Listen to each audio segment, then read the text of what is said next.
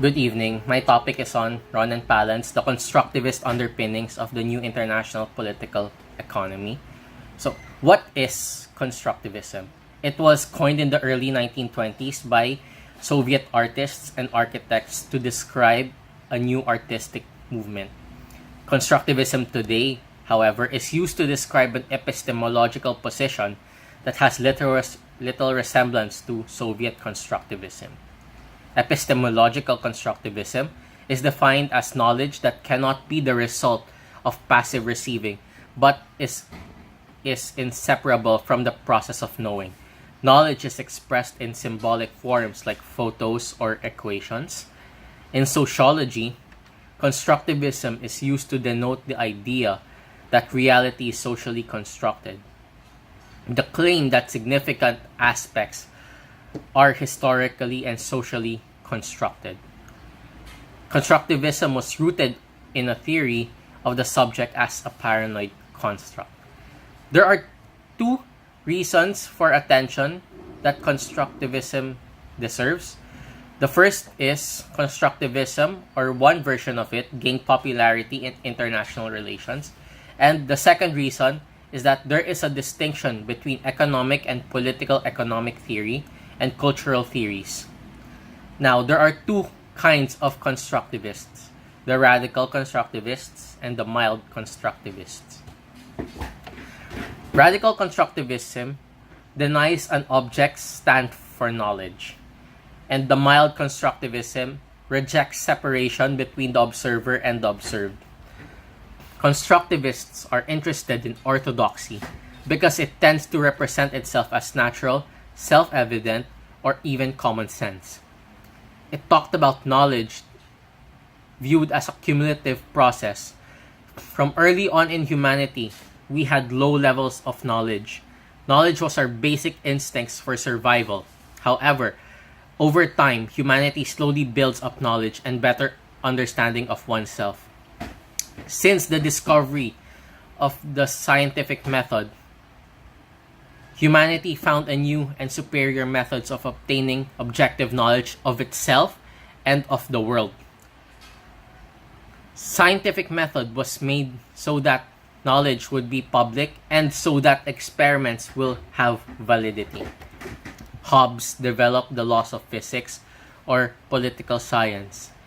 Human behavior was thought to be regulated by some desire but had no control of it. Modern rational choice theory assumes that behavior is being intentionally brought about by human agents with goals and beliefs. There are three arguments of constructivists. The first argument is that all societies ascribe to correct knowledge to themselves and false knowledge to others. The second argument is that knowledge cannot be separated from the interest and the position of the knower. Knowledge can never be separated from power. The third argument is that political economy must internalize the problem of knowledge and information gathering. The second subtopic is subject, discourse, and institutions. Social philosophy veers between two sets of answers: idealism and realism, or materialism. Wilden, from 1987, defines idealism as perspective based on the assumption that ideas and spiritual values are the controlling factors in society, history, and the world. There are two differences between idealists and materialists. The first difference is that idealists privileges the realm of ideas over matter. The second difference is that materialists' imagined entities are nothing but expressions of human alienation. They are symbolic expressions in which society rationalizes and legitimizes power. According to Peirce, knowledge is judged by how useful it is in defining the situation we are in. The subject. The subject is subjected to an ontological splitting because the real can never be appropriated in other ways other than language and images. An example of the subject is René Magritte's painting. It is a painting of a pipe but the title is "This is not a pipe," meaning that the image is a pipe, but at the same time it can never be a pipe. Humanity captures knowledge through signs, images, symbols, and language. A constructivist approach maintains that the sign is no mere accidental cloak to the ideas. All strict and exact thought is sustained by the symbolic form from which it was based. Between needs and desire, for empiricism, humans join together into societies because societies are the best guarantees for fulfillment of fundamental needs such as food, shelter, and security. Humans need each other for survival. Empiricism in this sense is nominalist, in which the unity of things is only nominal. For empiricists, there is nothing to desire, even knowledge. Discourse. It is the formal description of words beyond the level of the sentence.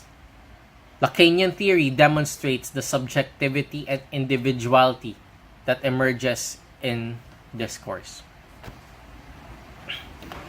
It is necessary structure that subsists in certain fundamental relations. Discourse is visible in science because it surpasses anything that could result in an effective understanding of things.